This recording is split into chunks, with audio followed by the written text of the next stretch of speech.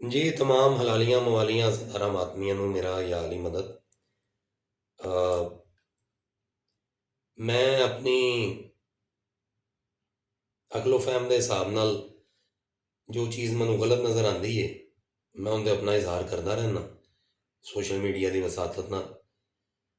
ते अज मैं एक गोशगुजार करना चाहना अपने असादार भाइयों के मौलाइयों के सामने। पिछली भी वीडियो मैं एक पैगाम दिता सी कि सैयद अली खामनाई साहब अहले तशीद एक जैयद आलिम सन। मौला उन्होंने दर्जात करवट करवट बुलंद फरमान और उन्होंने अपने मुल्क ईरान वास्ते बहुत खिदमात ने और मिलत तशीह वास्ते भी वो एक जैयद आलिम सन और यकीनन उनकी खिदमात भी ने। लेकिन एक मखसूस ग्रुप जरा कि अपने आप को अहले तशीह का नाम दे रहा है और वो बाकायदा उन्होंने वीडियोज़ तस्वीर उन्होंने जो आउटकम आ रही है खामनाई साहब की शहादत तो बाद उन्हें जो किधरे खामनाई साहब का मातम कर रहे हैं किधरे मजालिस उन्होंने बाकायदा मसाइब पढ़े जा रहे हैं। और एक होर चीज़ सामने आई है कि जी वो मखसूस जोड़े अकल के अन्ने ने वो ये गल भी कह रहे हैं कि जी क्योंकि खामनाई साहब की शहादत होगी तो इस बारी ईद नहीं मनावांगे। तो मैं उन्होंने वास्ते गल करना चाहना कि शीयत जी है वे ईरान एक शिया मुल्क जरूर है लेकिन ईरान शीयत का मरकज़ नहीं है। साढ़े मालिक साढ़े आका मौला इमामे अली रजा सलवातुल अलैह दा उत्थे रोज़ा है जिंदी वजह तो यह मुल्क साढ़े वास्ते बहुत काबिल इज्जत है।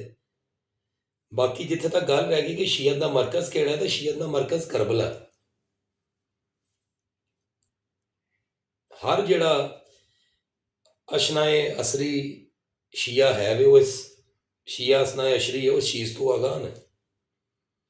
एक गुमराह कुन साढ़े विच एक नवा एक फितना एक ग्रुप पैदा हो गया जिहड़ा कि खामनाई साहब की खिदमात में भी पासे पुश्त पाते होया खामनाई साहब का जो मिशन से उन्होंने पासे पुश्त पाते होया खामनाई साहब की शहादत की एक गलत तस्वीर पेश करता पाया जिहड़ा कि यकीनन खामनाई साहब ने भी जिंदगी कदी ना ਇਹੋ ਜਿਹੀਆਂ चीज़ों फैलाया तो ना वो इन्होंने चीज़ों के सपोर्टर सन।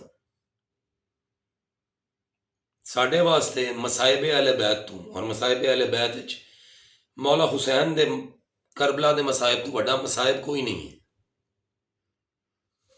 ए छोटी ईद या वड्डी ईद इस वजह तो अहले तशीह नहीं मनाते इस वजह तो इस ईद ते मातम करते हैं कि हर ईद ते उम्मत ने सादात नूं लुटिया सादात दे घराने नूं लुटिया।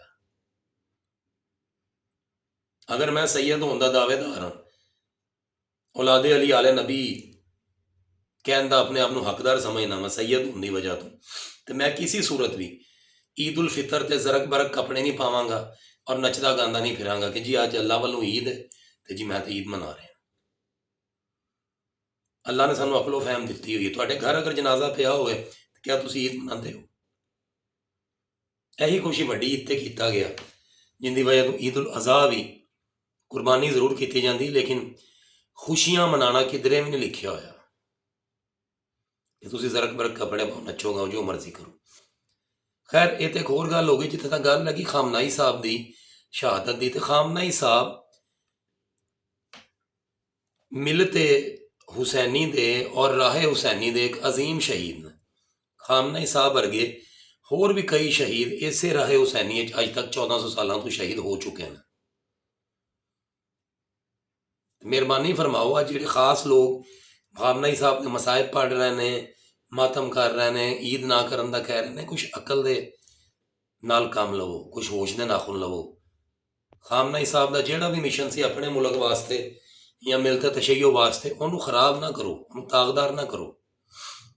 अगर तुहानू उन्होंने मिशन की समझ नहीं आई अपने अकल के हिसाब नाल उस मिशन नूं तरतीब ना दिओ। उन्होंने सारी उम्र मौला हुसैन की राह सैयद अली खामनाई साहब की जदोजहद करने गुजर गए और जदोजहद करते हो शहीद हो गए। अज तुसीं उन्हां दी शहादत नूं गलत रंग दे रहे हो शर्म का मकाम है तुहाडे वास्ते। पता नहीं तुहाडा की मिशन है ਜਾਂ ਤੁਸੀਂ ਕੀ ਕਰਨਾ ਚਾਹੁੰਦੇ ਹੋ? ਮਿਲਤ तशय्यो ਦੇ ਵਿੱਚ बल्कि इस रोए अर्ज अहले बैत दी कुर्बानियां तो अजीम को कुर्बानी नहीं, और उन्होंने कुर्बानियां सब तो अजीम कुर्बानी मौला हुसैन दी है, और उस गम तो बड़ा गम कोई नहीं है। 21 रमज़ान ਨੂੰ मेरे अमीरुल मोमिनीन मौला अली सलवातुल्लाह अलैह ने इस दुनिया तो पर्दा किया। उस शहादत तो सख्त शहादत रमज़ान नहीं हो सकती। अगर नहीं ईद करना चाहते तो मौला अली दे शहादत के गम में ईद ना करो। सैयद अली खान नाई साहब राहे हुसैनी के एक अजीम शहीद ने, उन्होंने अजीम शहादत तरह होर भी बड़े शोधा की शहादत मौजूद ने, लेकिन उन्होंने शहीदों ने कभी भी अपनी ना जिंदगी च पैगाम दिता ना बाद अपने शहादत तो यह पैगाम दिता कि जी साढ़े गम में साढ़े गम नूं तुसीं अहले बैत दे गम को अफजल करार दे दो। कभी भी नहीं। उन्होंने यही पैगाम दिता, यही गम जिहड़ा कि गमे अहले बैत है, गमे हुसैन, ये सब तो अफजल गम है, ये सब तो वड्डा। मैं यही पैगाम तुहाडे गोशगुजार करना चाहता सा। सलामत रहो, आबाद रहो। या अली मदद, लब्बैक या हुसैन।